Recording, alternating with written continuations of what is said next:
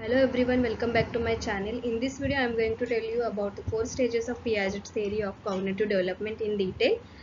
After that, we will solve some PYQs which are very important for your CTET exam this year.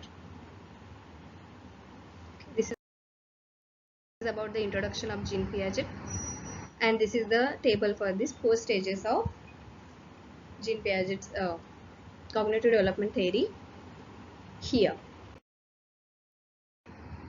So, in first stage, that is the name of this stage is sensory motor, which shown from birth to 2 years. Okay, it identifies object permanence.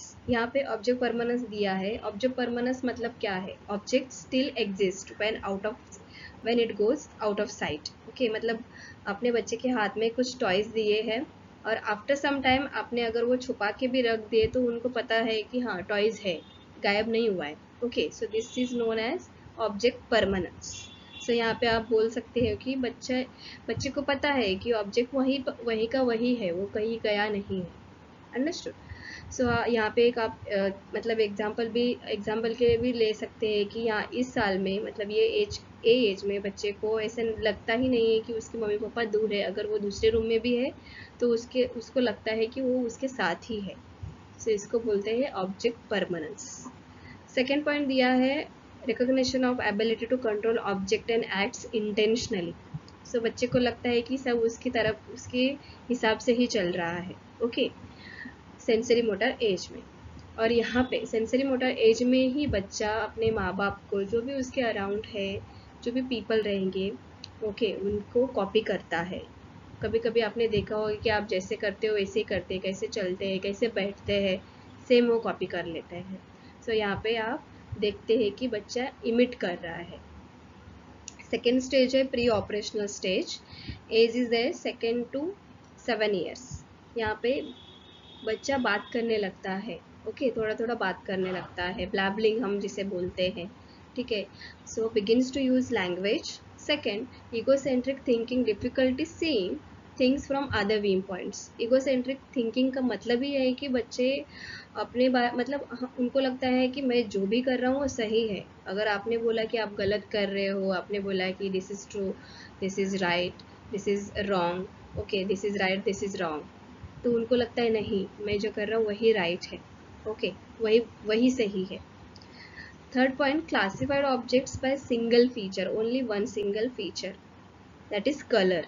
अभी आपने उनके सामने कुछ colours रख दिए हैं और कुछ शेप्स रख दिए हैं, तो वो कलर के हिसाब से ही आपको क्लासीफाई करके दिखाएंगे, लाइक सेपरेट करके दिखाएंगे. आपने दिए कलर्स दिए, रेड दिया है, ग्रीन दिया है.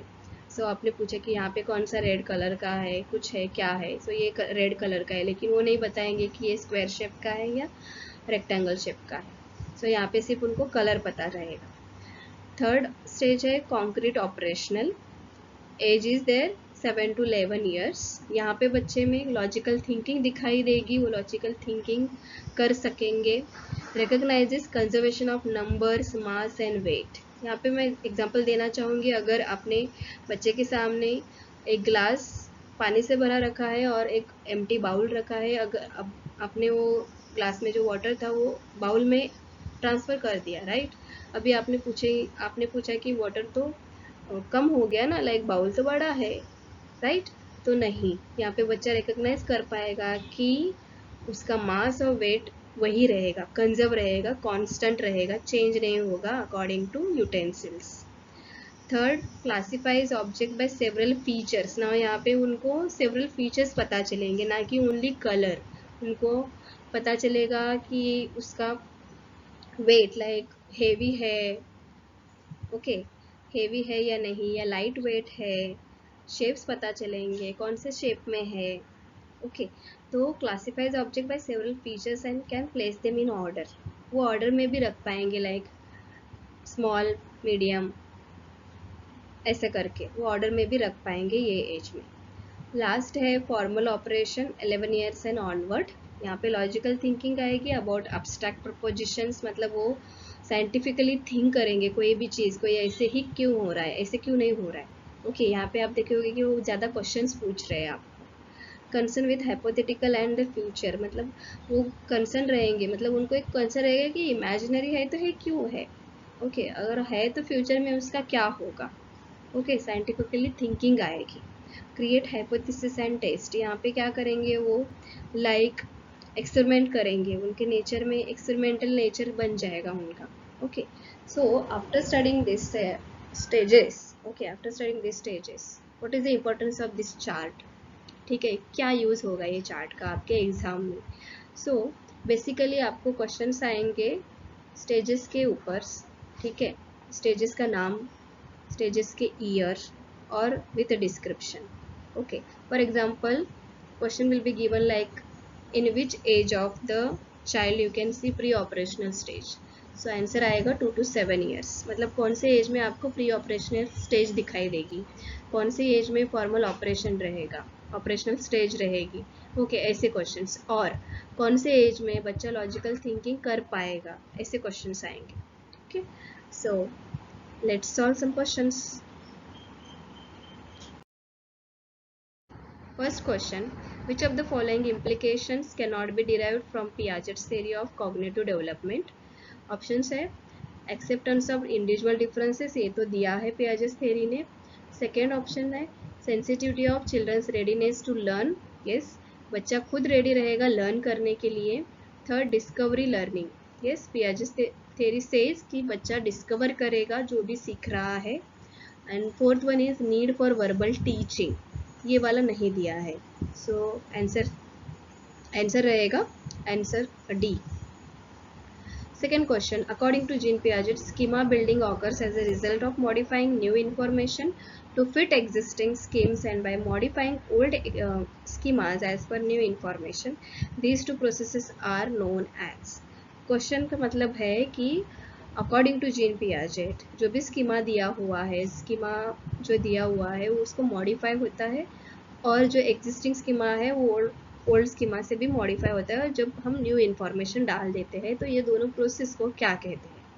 ऑप्शन है assimilation and adaptation, second accommodation and adaptation, equilibrium and modification, assimilation and accommodation. अगर आपने ऑप्शंस को पूरी तरह से देख लिया है तो ये जो दो ऑप्शंस है वो कट हो जाएंगे, क्योंकि अडेप्टेशन नाम क्या कोई प्रोसेस है ही नहीं, ओके।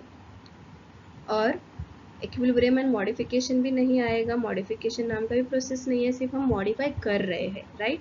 सो आंसर रहेगा डी, एसिमुलेशन एंड अकोमोडेशन। जब हम कोई स्कीमा में एक स्कीमा जो बदल जाती है एग्जिस्टिंग स्कीमा में तो उसको एसिमुलेशन बोलते हैं, और जब हम उसे एसिमुलेशन स्कीमा को मॉडिफाई करते हैं तो उसको अकोमोडेशन कहते हैं।